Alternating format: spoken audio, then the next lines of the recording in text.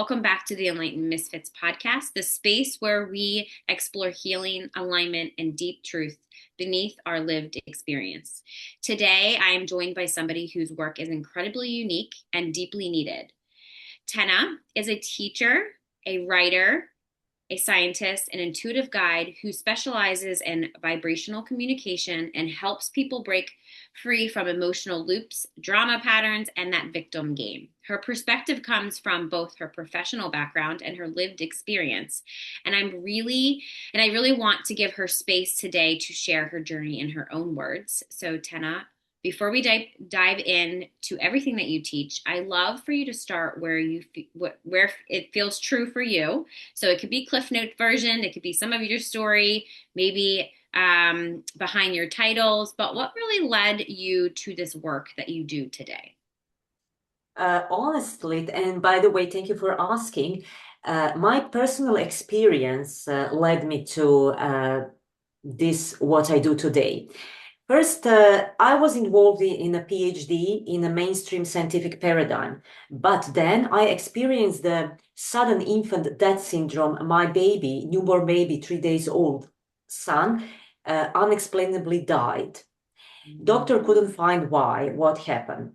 And that event pushed me to re-examine everything I learned so far.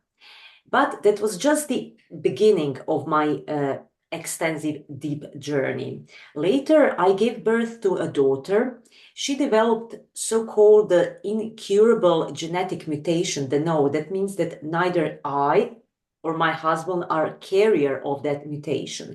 And that was the another question mark above my head. Why that happened? Why no one can tell me why is this thing why these things are happening, not only to me but to majority of population. There are so many unexplainable things, and that events, personal events, led me to explore new ways of thinking, to research the edge of science, the new wave, so-called alternative, but now we know it's not alternative anymore. Became mainstream. The question is why I experienced that, what I experienced. And from my research, I found out that we are not only our bodies, and this lifetime is not the only lifetime we lived. As I believe, what sound reasonable for me, at the soul level, we choose to have those experiences, to learn about ourselves more and to love ourselves more. So basically, that two major traumatic events led me to find about the victim game. That is the structure of a mentality of the world we are living in. It's fear-based, scarcity, victim consciousness.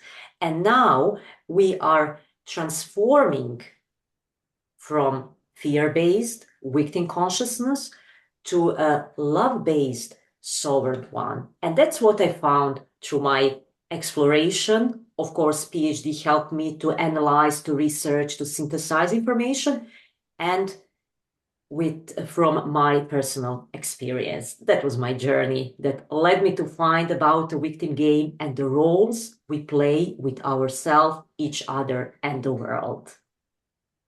Thank you so much for being vulnerable and sharing your experience. And it comes from that expertise, and I keep hearing like it comes from that because you are a scientist, right? Like that's what you do, right? I feel like probably on a different planet, or before I came here, I was a scientist too, because I always said when I was younger, what do you want to be when you grow up? I want to be a scientist. Like that's what I always say. So I'm looking at you and I'm like, oh, it could be me in like a different lifetime, right? um, it just shows your expertise of like, this is who I was, this is what I accomplished, and this still happened to me, right? Well, it happened for you, I shouldn't say happened, excuse me, it happened for you. And going through your experience of loss, it does feel, it can and at times, right, grief is like a is a different journey for everybody. Even though it's something happened for you, it's like you can pull yourself out of, like, the term that you use, that victim game. Like, you can pull yourself out of victim and put yourself in victor and look at it from a different perspective. And I think that that's huge when people are stuck in this loop of, I've seen both sides. I know a lot of people, um, like, I was on his podcast, and I've had other people on the podcast that talk about grief. And I've seen people in this like loop of grief, that they're not giving themselves permission. They're not allowing themselves. They're not, like, it's a constant loop. And a lot of, you know, I see now too is spirit, not as much, but spiritual entrepreneurs or just entrepreneurs are actually keeping people fear-based in loops and making them feel like, I can never get out of this. So if we're speaking to that person, what are some of the most common emotional loops, I should say, or maybe let's just say, call them patterns, that people are stuck in? And how do you help them, like, and how do these loops quietly run their life? So, what I learned from my experience, my baby dying, Mhm. first, I didn't want to acknowledge that. I just pretended it didn't happen. It's a denial. I was in the denial phase, but that's a normal grieving phase. However, the what I discovered was my subconscious belief that if I let go of him, that will know that I didn't love him or that I abandoned him. And many people, and by the way, I met a lot of people who lost their loved ones, children, and spouses, and they grieve for the whole life because they carry belief if I continue with my life, that will mean that I never loved that person. Okay, so at the spiritual level, what's happening?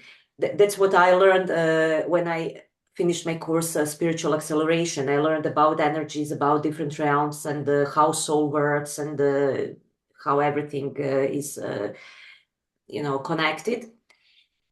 When we hold the soul of that person, of my baby, we are preventing their development, their journeys. And in many lifetime, because we are connected in eternal now, there are part of us who still grieve over some soul. And because we don't want to let go of that soul because of beliefs, if we let go, we will betray them. That's just one belief. There is lots of beliefs and values entangled around that core belief. We are preventing our soul to evolve, and as well the soul of our loved ones. That's what I learned. Mhm. And it's very important to clear the belief and to let go of that energy of that person, because it's our song. We are our unique song. We have our tones. Let's say that I'm a John Lennon's Imagine, and you are whatever, the song you love.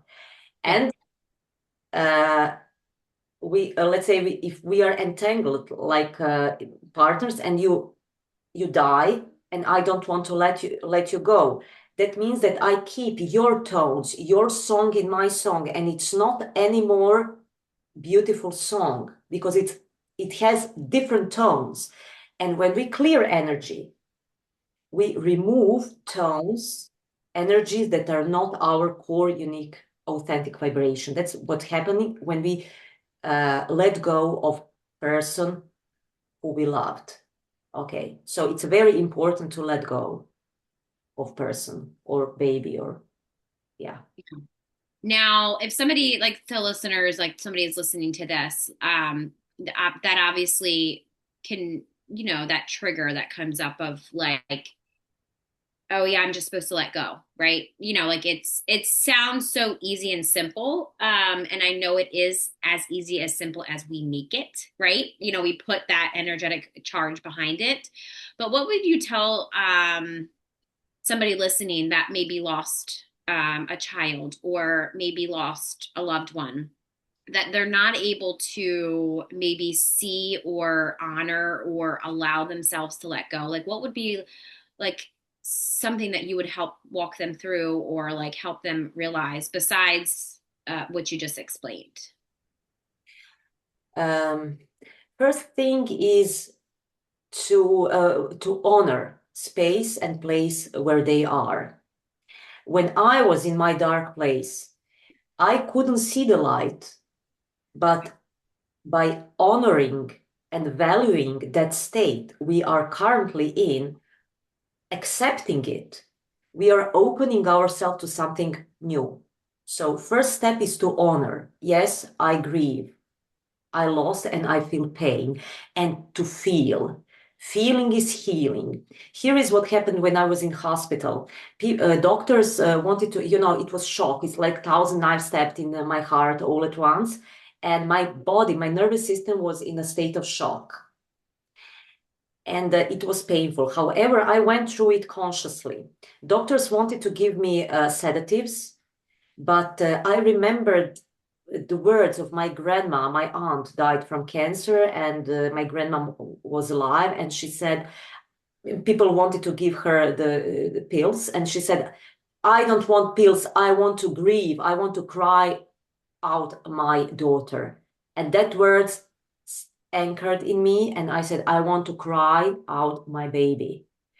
I felt that. I was in that place, in that space. Later, I took a half of a pill because it was unbearable, but I went through that pain, that feeling. And because I know how it feels, I wasn't out of my body, I was in my body, and I felt that. I allowed myself to fall apart.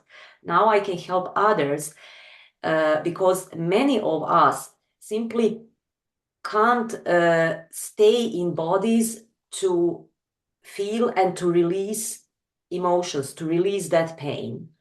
And what is important to know, feeling is healing. And by providing safe place, now it is safe for you to feel whatever emerges. Is it's safe to feel. Just breathe through it. The practitioner, the therapist guide you. Okay, hold space, high vibrational space, and then person can fall apart safely. I think that's important, very important to allow yourself to feel, because feeling is healing. If you fall apart, just fall apart and know you won't die. Okay, you won't die, it will pass. Like a wave comes and release comes. And Right. very important thing, the second important thing is feeling. Stay out of your story, stay out of your head. If you continue looping, oh, he was so good, I don't know why that happened to me. If you keep looping those martyr stories, you're perpetuating and you start to suffer. Pain is different from suffering. Continuous pain, not releasing pain, holding on to that pain creates suffering, and we become martyr. And there is also reason why we don't want to let go of our martyr story. And I learned it from my experience as well. I definitely resonate with that one. Now, the one thing that you just said is pain and suffering. So for somebody that and especially these words that I've even been consciously not saying, like I struggle versus I'm having a challenge. That word struggle takes me back deep. Like, am I a victim again? Am I acting like a victim again? Versus like I'm having a challenge because challenges come. And I've often, it alerts me so much now because I'm aware of it. Like I'm making myself, what are you saying, Lauren? Like, what are you saying to yourself? Journaling and all the things, like doing all of the things that like I like to do. And, you can do whatever works for you or take up journaling. But I've noticed that my humanness, like, or I should say my ego or stuff that I've noticed through my own emotional patterns and loops is it's like our bodies like to struggle. Like our humanness likes to struggle, and our soul is like, we're not doing that. Or your higher self or your higher power, whoever you believe it, it's like, we're not doing that. And it's a constant fight between your ego, because we're all human, we all have egos, and our higher self. So, can you kind of speak on what the difference is between that pain and that struggle that you might feel, or challenge, however you say it? Okay. So pain is something what passes, like all emotion, energy in motion. You Right. feel pain, and you release it, let it go. However, the question is why we are hooked on pain, martyrdom, why we so-called hold on struggle, why we love to struggle. Yeah. Here is why. Because we are conditioned by our families, societies, media, that, religion, suffering is something noble. And why I didn't want to let go of my martyrdom, because, dead baby and the disabled child, because people were telling me, oh, you're so strong. God wouldn't give that challenges to anyone. But if I let go of my story, I won't be strong anymore. People won't admire me. And my ego didn't want to let it go because I was important. I was better than you. I suffered more than you. And that's the reason why people are not willing to let go of suffering, because suffering makes them feel better than others, and that's the negative ego structure. By the way, we have ego structure, and we need ego structure because we are in physical reality. It's like having a diving mask to explore underwater. Okay. Yeah. And ego is like a diving mask to explore this physical reality. And there is something like positive ego, and there is also negative ego. Negative ego keep us suffering. It tells that the more we suffer, the more cookies we'll get, from God or later in. Right. So that was the reason why I didn't want to let go of my struggle, of my suffering. Yeah, Wow. because I was better than others. Yeah. And that's like it, that's very powerful. Like I feel like if that it's probably going to trigger people listening to that, or watching that if you're watching that, but I think that awareness of, oh my goodness, yes, that's right. And it's like, how do I shift that now? And I mean, it's not about shame, blame, guilt, whatever, low vibrational stuff. It's not about that. It's about how can I do better, for humanity? Like, how can I, that's how I'm speaking from my perspective, like my experience. How can I just be better? How can I stop continuing to do this woe is me, poor is me, I'm a victim, blah, blah, blah, everything that society is saying, and how can I make a difference? So, I'm proud of you. I'm proud of you for, being on your journey, and I'm proud of you. And I feel like that is really huge. And then, also helping and reaching and helping others too. Because I think that is the most, for me anyway, it's the most honorable part of being able to have this space that people can, you don't know how many times I've heard people stories and they get off the recording and they're like, that is the first time I've ever said that story. And I'm honored because they felt it was a safe space to tell their story. And then, now the rest of the world can hear it and they don't have to worry about who hears it. They just, whoever needs to hear it can hear it. Right. So, thank you for being here. I did want to say that because your story is going to resonate with somebody and it's going to help shift them dramatically. Even if you don't know, right? We don't really need to know who our story reaches, right? It reaches who it does, right? Wow. Yeah. So I want to kind of talk about the vibrational communication. So like what does vibrational communication mean, and how do our emotions, or maybe let's call them what, trauma shifts, this frequency that we communicate from? Okay, so vibrational communication is basically what we all do. But we are mm, we are conditioned not to experience it, not to feel it. It's feelings, it's emotion, it's something what you feel in your body. Because everything, every situation, everything has its own vibration. And what I said before, we are our own unique songs. You know, we are from the same source, separate, like different, but same, only different. Okay. And you have your song, I have my song. That's our authentic vibration. And what means vibrational communication? It means when you tune into the field, into the it can be the book, it can be like our conversation, it can be, you know, people who are listening to this podcast, and you feel something in your body. You feel some vibration, and that vibration can be positive. It feels like expansive, light, you know, happy, joyful, and it can be heavy, shrinking. That's negative. Okay.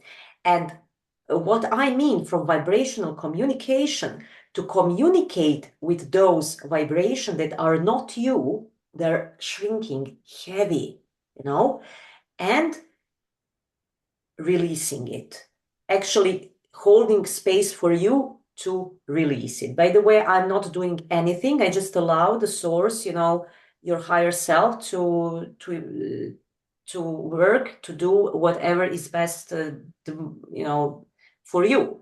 So that means vibrational communication. When you sense someone's vibration, and you communicate with the subconscious part, with that vibration, with something what is not unconscious, and I can sense it. I know to discern how grief feels and these layers of griefs, and you know, all that tiny tones. And by the way, I'm a music teacher, and I owe everything I think in the terms of tones, you know, musical notes. Yeah. And what I do, I help you to remove tones, vibrations that are not you. That's basically what we mean. What I mean by vibrational communication. And I feel like that now speaking about that, that kind of makes me think about like in relationships too. So like if we're going to talk about relationships, I have, I just love exploring relationships, I feel like all the time. So it's something where I thrive. For me personally, where I thrive is in relationships and community. And I feel like my whole life, relationships have been a challenge for me. And it's the communication piece. And you talk about tone and just speaking about, like with my daughter, she's now almost 6. She's like, Mommy, obviously I'm raising her very consciously. And she's like, Mommy, I was a yeller in the beginning parts of her life, right? It's just passing down what I got, what I passed down. Oh, actually, yeah, yeah. Yeah. So it's like, and so I was consciously aware of, why am I screaming at her, thinking that she's going to do what I want her to do, and she's shutting down, right? And I could feel her shutting down, right? So then I'm like, okay, do some help, like, do some self-help things, talking to other parents, be making awareness around it, having people on the podcast talking about that too, because it's a real thing. It's just us parents don't want to be vulnerable and be like, yeah, me too, I'm a yeller. Or there is some people are like, yeah, me too, I'm a yeller. Anyway, so getting back to the tone, I noticed that if I'm gentler, because that's my authentic self and that's where I'm coming from. I'm not coming from a place of overwhelm. I'm not coming from a place of I'm frustrated because she doesn't put her shoes on, or it's, I'm not coming from a place of we're going to be late for school, or we're going to be late, or whatever it is, like whatever the thing is, right? That I come from a place of being gentler. The response I get from her, I don't get a reaction from her. I get a response of like, okay, Mommy. And then she does it. And it's just like, this is magic. So it's like remembering those times of like when I hear you say tones, same thing with my husband. If I'm overwhelmed or I'm making all these stories up in my mind, I have to do all the things at one time, and it's like not real, it's not true. Like that's just, all the things I tell myself, right? That if my tone comes off across like maybe aggressive. I think sometimes when I talk about things like that I'm passionate about, that aggressiveness comes off, but it's not necessarily negative. It's just I'm passionate about this and that energy behind it is fueled, like from what I'm talking about. So it's like I always have to make sure that I'm aware of what I'm speaking because that is huge from the other person that is on the other end, like that's going to, how are they going to reciprocate that? Because if my tone is nasty or, overwhelmed or whatever, I feel like all of us in relationship or, just with other people, you never really know what they're going through. And then that communication I think is huge. Would you agree? Yes, you can just what you said. You can say something what you don't feel and don't mean, lie, but underneath those words, that's vibration. You can say, let's say, how do you feel? Oh, I'm okay. But you're not okay. There is underneath that vibration that you actually communicate. And that's basically what we in our childhood heard from our parents. It's not about what they said, particularly when we were young and couldn't understand that. Yeah. But we can sense the tension between mom and dad. We can sense something is not Yeah. good. They're lying. We can sense that. Let's say, and that's basically how the victim game is learned and why we continue to play it. Let's Right. say that mom and dad are fighting, and next day we can, although we don't understand, we can sense some strange, weird, fearful energy, aggressive energy. And later we ask, What happened? Why you fight?" Nothing. Everything was okay. Or next day we wake up and ask mom and dad, "What happened yesterday?" Nothing. They pretend that nothing happened. But actually, we can sense that something happened and they lie to us. But since we are very small and as a humanity, we have embedded the survival mechanism, I would rather accept lie than, maybe being abandoned if I believe that it is true, because Right. fear of our parents leaving us, that's a survival fear. And the why we accept the lies that we actually know those were lies, particularly when we are young, because we are afraid we will not survive. And we are dependent upon our caregivers, upon mom and dad. And without mom and dad, we are dead. So we will rather perform and accept that it was about us. We were wrong. Okay, I imagined that something is off. Right. But we felt that vibration. And we put masks, and that's how the game, plays and Right. goes for centuries. Yeah, and I'm starting to and definitely resonate. Lately, my daughter has been waking up in the middle of the night, and she doesn't normally. Here and there, like the full moon affects her. Sometimes the new moon. But one one thing that you had just said about and not that I don't know if she could even articulate this conversation with me, but, or have this conversation. I could probably ask her questions, but like sometimes she says yes when she means no. And you know how that goes when they're almost six. But like when I, when I ask her a question or like, why did you wake up? Or, and she's like, I had a bad dream or, something like that. Right.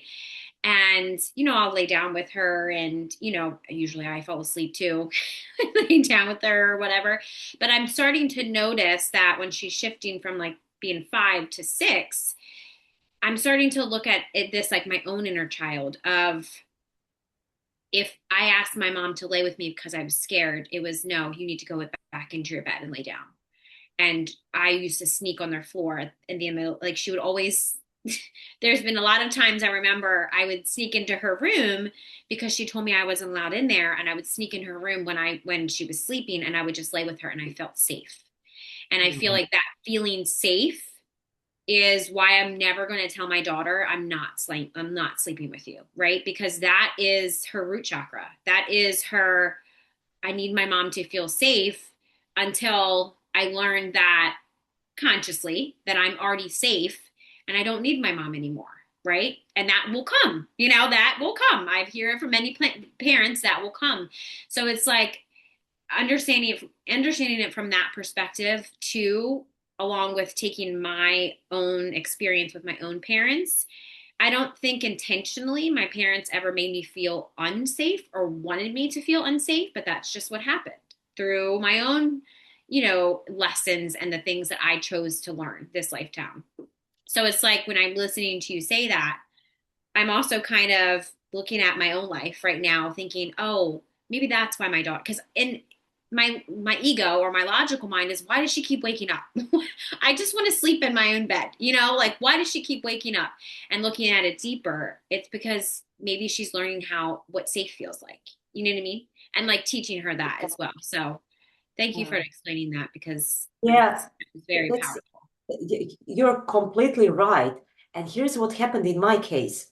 My daughter used to cry and cry and cry. She had that genetic mutation. She's disabled and like a big baby trapped in a 12-year-old girl's body. Yeah. And in the first 4 years, she was constantly crying. And I was so exhausted. Yeah. And what that lesson taught me, uh, I have to take care of myself first. I have to clear my own patterns. And when I cleared my field, my daughter changed. And I found the best way that worked for me is a self-directed compassion. I worked, Mm, for her through myself. I said to myself, I'm so sorry you're completely helpless. I'm so sorry you can't help her. I'm so sorry no matter how much you try, nothing works for you. It's higher self giving compassion in the third person to a wounded part of you. And she was my reflection because the world around us is our mirror. right. And how to change the world, the physical world around us, the relationships. First, do your heal your own patterns, your own trauma, and that's what you are doing. You are breaking that pattern, you Right. know. So your daughter won't, uh, transmit that pattern to her children or so on. So what we are doing here, we are doing very significant work, breaking the victim patterns, healing ourselves so our daughter, our children will be free, so they don't have to repeat our wounds, not feeling safety. And what you're doing great stuff because your daughter feels safe with you Yeah. and She you're does. healing your own little you. Yeah. Yeah. Yeah. So it's Yeah. amazing. Yeah. My husband, and he's probably going to kill me for saying this on the podcast, but it's okay. He also reminds me she's just testing your boundaries, which is very true because I know when she'll do this little like cry, and I know it's a fake cry to see what I'm going to do, and I'll sit with her. Sometimes I'll just sit with her until she falls back asleep, and then I'll go lay in my bed. But lately, it's been this pattern of her waking up and then her either wanting to come sleep with us or uh, like her wanting me to come sleep with her. And it's interesting when I clear my own energy or I clear her energy, or like I'll sit with her and then like we'll do some type of like kid meditation or something to kind of clear her mind so she's not thinking about, because she will always say to me, Mommy, I still think about it in my head, which is if she had a bad dream, she can't really stop thinking about what the dream was just about. So like I will sit with her in a very kid friendly, we'll just clear our minds kind of thing. And then she's able to self regulate herself for the most part back to sleep, or, kind of help that with just like the steps that I gave her, the things that I know. But then sometimes she just needs her mom. Sometimes she just needs me and I'm completely tired and I'm like, I don't care about a boundary right now. I'm laying down with her and I'm going to sleep. And then that is it. There's no like back and forth. But my husband will always say to me, she's just testing your boundaries. And I'm like, yes, and she also wants to feel safe because I feel that in my body of like she just wants to feel safe. A lot of the times this happens when she comes back from her bio dad's house. She sees him twice a month. She doesn't Mhm. feel safe there. She feels safe with me and with us and her bonus dad that she gets two good dads like and they both have roles in her life, right? She chose this. She chose this. I mean, I can't tell her that because she'll tell me no, I didn't choose this, but I'm going to eventually teach her that you chose this. You know that this is what you chose. So for a lesson, right? So yeah. But sometimes my ego likes to step in the way of like, you're doing a horrible job. Why would you lay with her? Why would you do this? Why are you doing that? You're tired. It's because you keep getting up at night, all this stuff. And it's just like, no, calm down, Lauren. Calm down. Yeah, you're doing the best you can in particular moment. Yeah. Yeah. And our parents did the best they could. They knew. They didn't know better. They did the best they could from that perspective, from that, everything they knew. They couldn't do better. If they knew to do better, they would do better. They Right. didn't Right. know. And that's very important to delete the blame game, to step out of the blame game, because the victim game is founded on shame and blame. Yeah. Yeah. First, stop blaming yourself. The more kind with ourselves we are, the more gentle with ourselves we are, the more gentle and kind will the world will be with us. Reflect our kindness back. Love yourself, and everyone around you will love you. Yeah. Now, you mentioned the shame and blame. So, Yeah. these are obviously two very powerful weapons inside the drama cycle. It's funny, or I should say, not funny. It's interesting that the trauma triangle that, everybody teaches about or talks about. I always call it the drama triangle because it literally is just drama. Like, so Yeah. when I was reading your stuff, like when the stuff that you sent over for the podcast, I'm like, oh, I'm going to love this conversation because you call it the drama cycles because that's literally what it is. It feels like drama. It is drama. It's just like, it's draining. It's just like so can you speak about how this maybe very subtle shows up in daily life or relationships? Like how does this show up? Walking on eggshells, uh, always thinking that something negative will happen, expecting the worst, feeling powerless, silently, unconsciously sabotaging yourself. Let's say you have a presentation, and just before that presentation, you have a terrific headache, or there is a traffic jam. You know, that's pattern that patterns of a victim drama game we can see everywhere. And the core belief is I am not good enough. I am separated from God source universe doesn't love me. That's the core belief. And from that belief comes I have to earn love. I have to do something to be valuable. And that's the way and that's the point from where drama comes.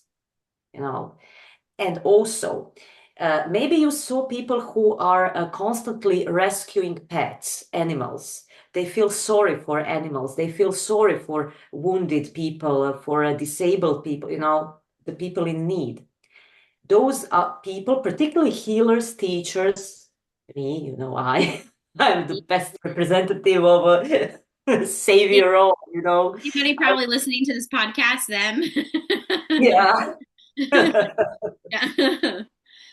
Yeah, so I tried to save my daughter. I tried everything I knew to help her to stop crying and to become better.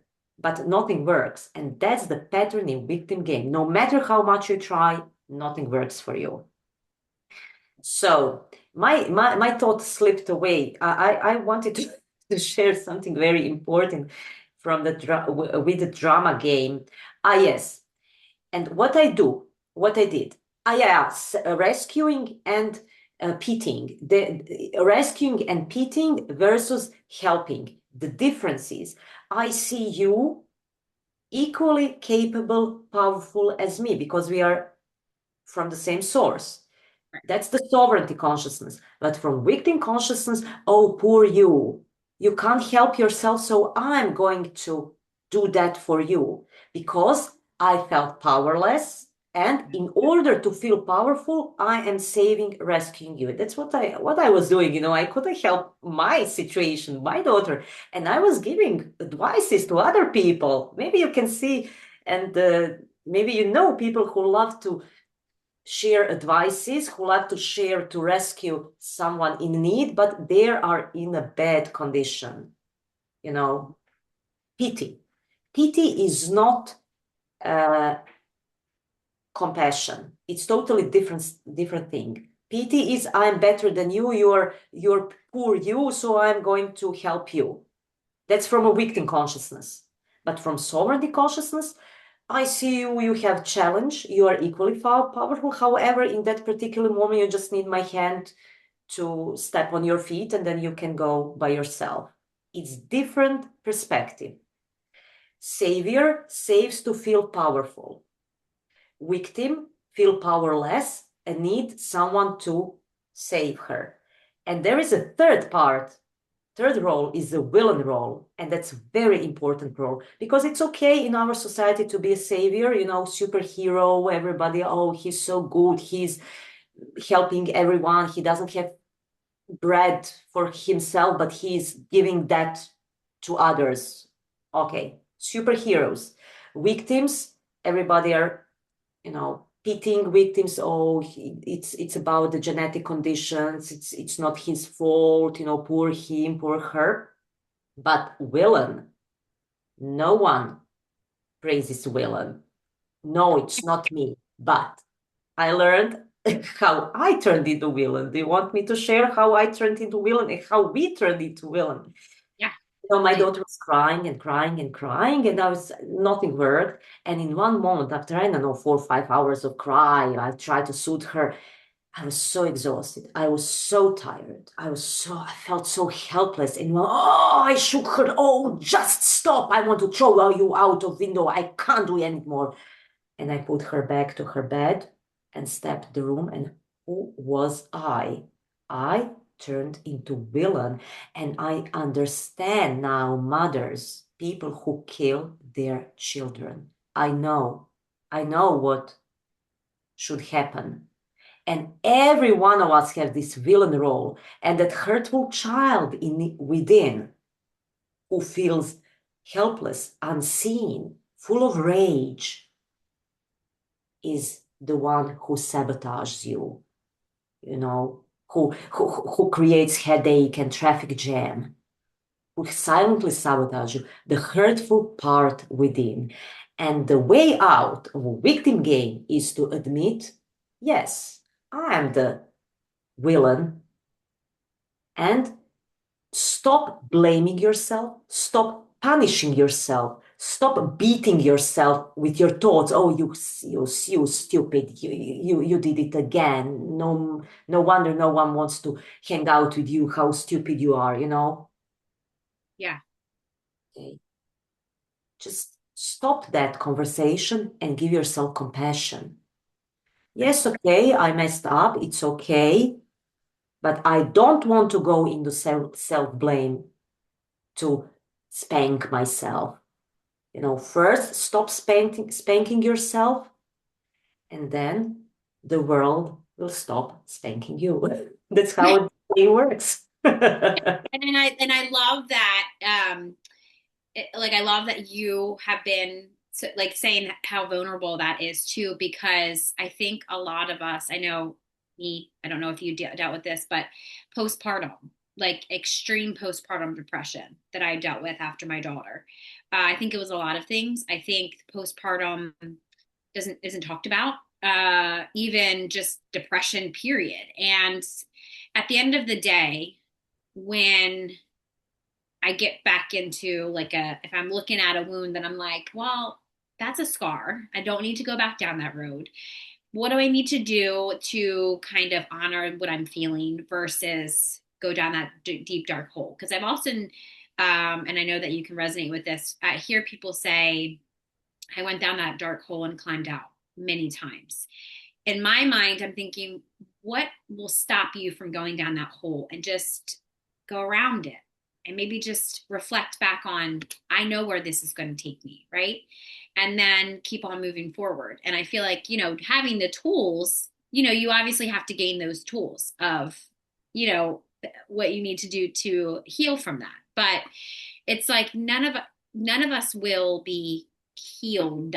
It's always healing, and there's always a different layer and a different thing to go through and a different um, thing to learn through that wound. And I think um, society makes it seem like, oh, you already went through that. You should be better, or you should do better, or you shouldn't on yourself, or we should be fixed or saving people, especially in families or partnerships. And I think that is um, how we stop enabling ourselves or other people, right? To feel like we have to fix people.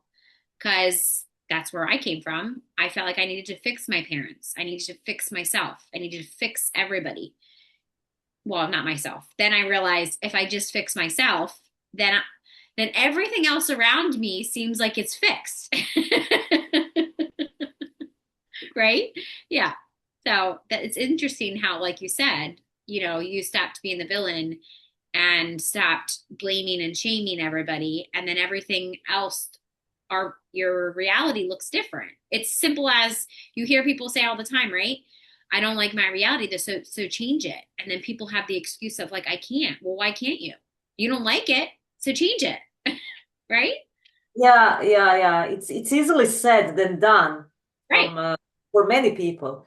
Mm-hmm. And here is what I learned, what stop us from changing. So there is negative beliefs that we don't want to let go. And the question is why we don't want to let go of that negative beliefs. Because we believe that negative belief protects us. And basically, I will just explain some example that I found interesting. Imagine that you have a mirror, and the mirror is dirty. And behind that dirt is your true self, beautiful, divine you. But you can't see the divine you because of all dirt. And this dirt is negativity, negative beliefs. I'm not good enough. I'm separated. No one loves me. Whatever. And the question is why we don't want to wipe that mirror to see our true self. Because that dirt is telling us, don't you even dare to question the truthfulness of myself, of belief. Because if you dare to question, you may find out that it is actually true, and you will cease from existence. You will kill yourself. And it's better to have that hope. Maybe it's not true. Okay, I will keep you to be sure there is possibility that it is not true. But if I question that and I convince myself that it is true that I'm not good enough, I will cease from existing. But of course, that's how negativity works, because we are programmed, as a divine beings. Naturally we choose positive, light, love, what feels good. But why we choose negative? Because we believe if we let go of that negativity, something bad, fearful, something awful will happen. We will die. That negativity serves as a protective mechanism. We believe that that protects us. So that's the reason why we don't want to let go. However, the truth is, you are valuable because you exist. If God, source, universe, doesn't believe that you are valuable, you would not exist. You exist by your existence, you are valuable. If you are not important, if you're not valuable, you would not exist. So that is truth. However, many of us are not willing to wipe that mirror. Yeah. Yeah, I love the analogy of the mirror because through my own darker times, I don't I have hiccups here and there, but like they're not dark. Like I want to say back in 2018, 2019, when I really started taking my healing journey seriously, I should say. Well, I feel like I had to anyway. Not that I had to, but I got to, I should say. Um, and I just got so sick and tired of being sick and tired. I think that's what I was so sick of just looking at myself and be like, somebody told me to do mirror work, and I was like, absolutely not. I can't even look at myself in the mirror. Can't do that. To now that I can look myself in a podcast or talk about maybe what the guest is talking about and be like, yeah, I hear you. I see you. I'm witnessing that because we all need some type of like, it always feels alone. Sometimes it feels alone. I mean, even if the entrepreneurial journey alone feels like, is anybody listening? Is anybody listening to what I'm saying? And that one time that somebody says something, or that one time that you make that content, or that one time that you speak from your heart, that is what is magnetizing people to you, too, good or bad. And I noticed that if I just stop being that shitty human that I was before, now I'm not saying that I was a shitty human, I mean, but I was, like, my trauma got in the way, and it needed to teach me lessons, and I wasn't willing to learn those lessons, right? But fast forward to now, even now, I'm starting to realize that I still have shitty boundaries. I mean, I just learned boundaries 5 years ago when somebody told me you need boundaries. I was my first mentor. I was like, what is a boundary? What are you talking about? I didn't know what a boundary was. Nobody taught me boundaries, so now they're talked about more of the role of a boundary. And that was really for me, and I want you to kind of speak about this a little bit, is the only way that I was able to, we'll just call it the drama cycles that you call it, to really break free from all that drama, that the patterns, the cycles. And can you kind of speak on why this is so hard for people to maintain? And I'm including myself in this. Well, it can be challenging. It can be hard because we learn that in early childhood.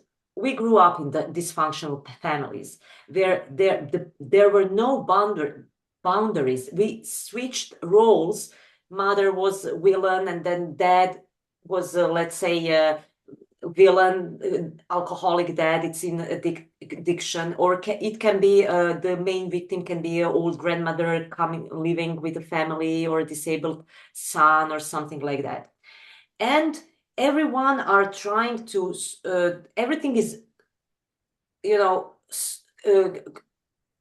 going into circle around that person, and you don't know who you are. Okay, you don't know who you are, so you don't know boundaries, and you think that everyone else knows what you think. Okay, because you don't know who you are. You your mother energy, all these energies are meshed up. Yeah. And because our parents didn't know what healthy boundaries are, how can they teach us what healthy boundaries are? That you are not responsible for your mother's feelings, for your mother's actions.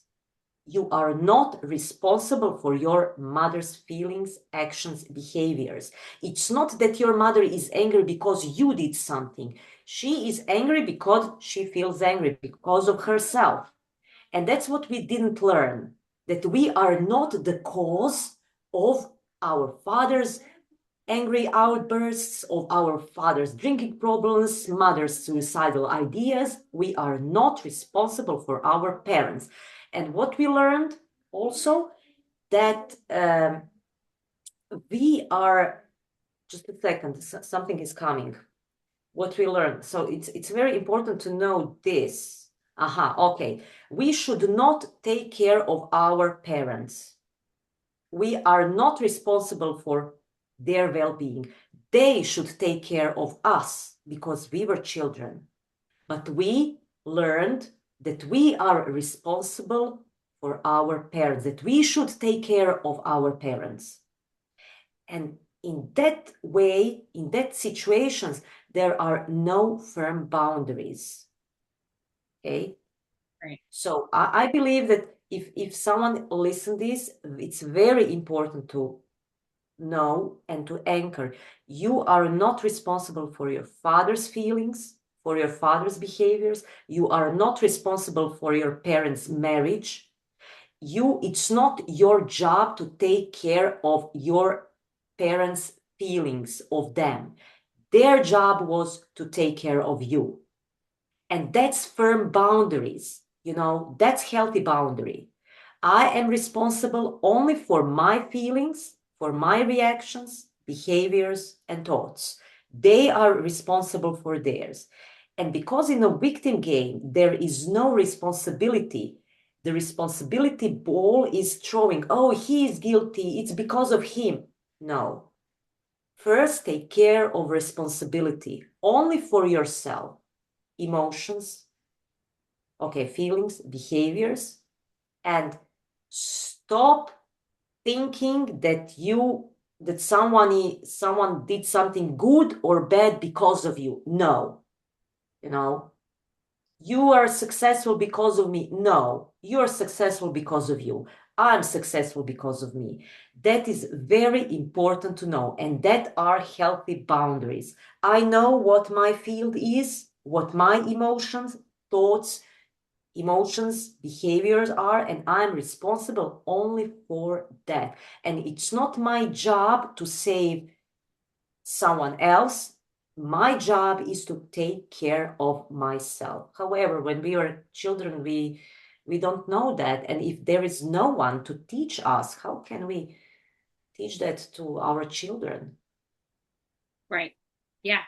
That is very true. And thank you for explaining all of that. It was when I have to say through when I learned all of that early on, it put me kind of like in this blame. I feel like I was in this blame cycle more, blame shame cycle, or like the trauma triangle, or however you say it, like trauma cycles more, because then I still didn't want to take responsibility for like what I endured in childhood. And then I realized, well, that's also still not working.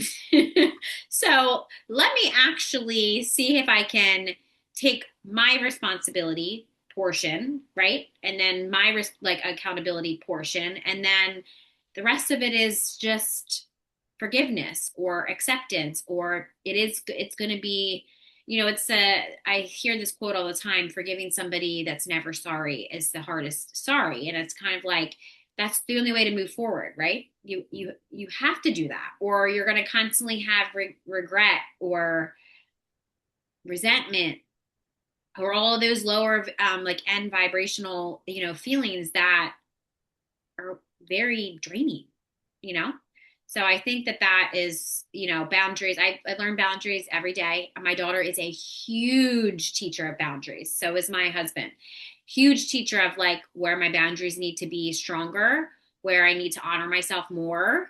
And it's like, thank you. All I do is thank you for teaching me that. Thank you for teaching me that. Instead of that, you know, that putting myself back into that drama triangle, of victim. It's more of, I'm able to see it from, and I'm saying this because I think that this is a good practice from everything that you've been saying to us through this conversation is, I know a lot of people resonate with this. They might not talk about it publicly, but I know for a fact everybody in a marriage or a relationship with their parents, with their kids, we all could have better boundaries, right? Or, honor ourselves more. So, um, Yeah, that's just what you said. It's completely right. And how can we practice that in real life? yeah, Uh, we start with triggers. if someone triggered me, I don't want to blame you. You triggered me, because if I blame you for what I feel, I'm giving away my power. Okay, so here is what I do in my reality. When I feel triggered by something, someone, I tune into my body and I feel that, and I give myself compassion in the third person for that. Let's say someone told me something and I feel triggered. I'm so sorry he hurt you.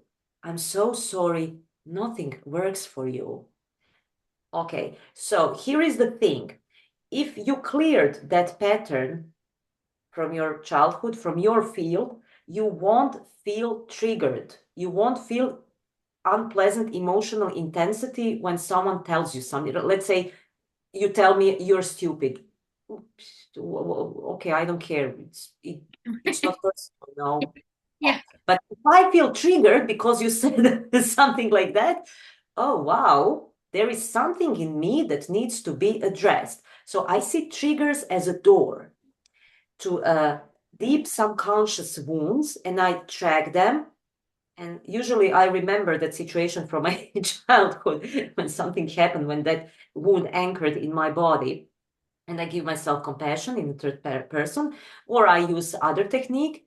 The point is to release that. Okay. And when that person you see or tells you something else, or also some negativity, you won't feel triggered. And then you know, okay, wow, I heal that patterns. Thank you for showing me where to look. Just it is important not to blame, because when we blame someone for our situation, we stay in a victim position, we stay powerless. Yeah. And that is very true, especially because we're recording this right now around the holidays, and I think that it always comes up around holiday dynamic or like family dynamics, or you know for I know that me and my husband were raised by two different, we come from two different families, and he has his set of wounds, I have my set of wounds, and then like healing them together. And I've often noticed that sometimes this year I've had so much compassion for just maybe, always myself first, but a dynamic that I can see that's dysfunctional. And it's not like I'm trying to save, be the hero, but I can see it in real time in his family. It literally is a cycle. And I'm just, here's me, I'm an observer and I'm just watching it. Like, oh my gosh. Sometimes I used to put myself involved learning, trying to be that, hero, saving it, feeling, because I was the the outside person. I wasn't in the family drama until I became the problem. And I was the problem, So then I was like, well, I'm never doing that again. I was trying to help out.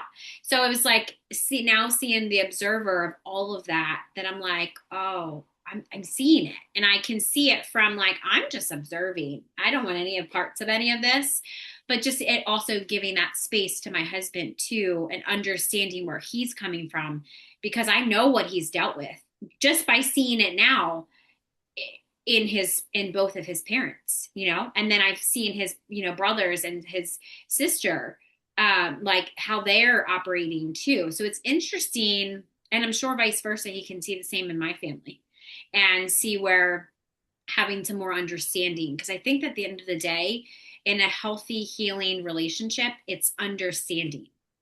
So how can I understand why he acts the way he does and not take it personally? Because I used to take it personally. Like, am I the problem? I'm probably am the problem. But like, here we are, like just joking about it now, that I can joke about it because it's like part of that, the wound that I've healed. Like, you can make me the problem until I'm not the problem anymore, and you're still going to have part of the problem, And it's that whole cycle of the awareness that he has now of like, Lauren's not the problem. Sometimes I am, but I'm aware of like, I apologize, and the responsibility and accountability that I can take. But our parents don't necessarily even have that in them or even willing to do that. So it's like being okay with that too. I hear people all the time, I wish my parents would change. Stop wishing they would change. I always say that. I was there. I understand it. Stop wishing that they would change. They're not going to. It's not their role. They're here to teach you, right? And as much as that is triggering to hear and to be like, what the hell? Like, what the hell? It's what you chose. And I think that is the hardest thing for some of us to hear. Wouldn't you agree? Well, yes. When you heal yourself, then your parents can't trigger you. You have compassion, like you Right. said, Yeah. towards them. You honor them on to honor their path. You see them, okay, they are there. It's their path, and I honor you. If they're sleeping, you don't want to wake up because they will be mad. And when you are sleeping, you don't want other people to wake you up, right? Right. So what it is honoring when you are in observer mode, like you said, you don't feel triggered. You honor your parents the way they are. And by being your authentic self, subconsciously, you are activating their own authenticity. And in that field, miracles are possible. And what can happen as a result when you heal your stuff? Your parents will magically change, but not because you want them to change, because you changed. And that's just because they are your reflection, and your reflection will also change. Yeah. Yeah. And that's the truly, I have to say over the last 3 years, I've seen a dramatic change in my husband's family just from his own healing through everybody, all of that. And, in the beginning, I was that I could, I was the one that can see. I had my own shit I have to deal with. They taught me so many different lessons, if it was his mom or for his dad or for his brothers or whatever. It was, they've taught me a lot of lessons, and I'm very grateful for that. Same thing with my ex-husband and his family. And it's like I have an ability to give compassion, because when you don't want to wake up, like you said, it's not my job to wake you up. That's the universe's job. That is not my job. And I am not going to even claim that to be my job, because that is a hard job. Well, it's not a hard job for the universe, but or whoever you believe in, higher power. But something dramatic would happen, and I don't. Do I have the energy and power to do that? No, no. I mean, do I care that much? No, because it's like everybody has roles, or like focusing on where they need to be and their relationships and circumstances, and you know we could talk about this for hours. So before we wrap up, for the listeners that maybe feel trapped, maybe in their own circumstances or their own emotions or their own relationships, what is one practical shift that you could help them step into today, into their own freedom? Yeah, I would say to you that it's nothing personal. If you feel triggered by some person or situation in your life, it's because you unconsciously play the victim game. But now you know that you play that, and everyone plays that. You're not the only one. And become aware of your triggers and just let it go and allow yourself to be you, to speak what you feel, and to follow your heart. I love that. Well, thank you so much for joining us on this powerful conversation. And if something in you maybe clicked, maybe something in you softened, maybe your shoulders felt more relaxed, they're not all close to your ears. Maybe if you finally understood your emotional loops that you've been trapped in, trust it. It's your body remembering what it feels like to live outside the victim game. So be sure to check out the show notes or if you're watching this over on YouTube, the description box so you can connect with Tena and all of her resources, diving deeper with her into her work. And if you love today's episode, make sure you take a second to share it with somebody that you feel that would gain knowledge from listening, or maybe somebody that needs this message today. Because this insight truly has changed my life, and I know it has changed hers as well. And if you're craving deeper support on your own healing and business journey, I invite you into the Enlightened Misfits Sisterhood. It's my community for spiritual entrepreneurs rising into purpose. You can also connect with me on Instagram on the Mermaid Light, or you can check out the links below in the show notes. And again, if you're watching this, they'll be below in the description box. I hope you have an amazing rest of your week, and I will see you next time.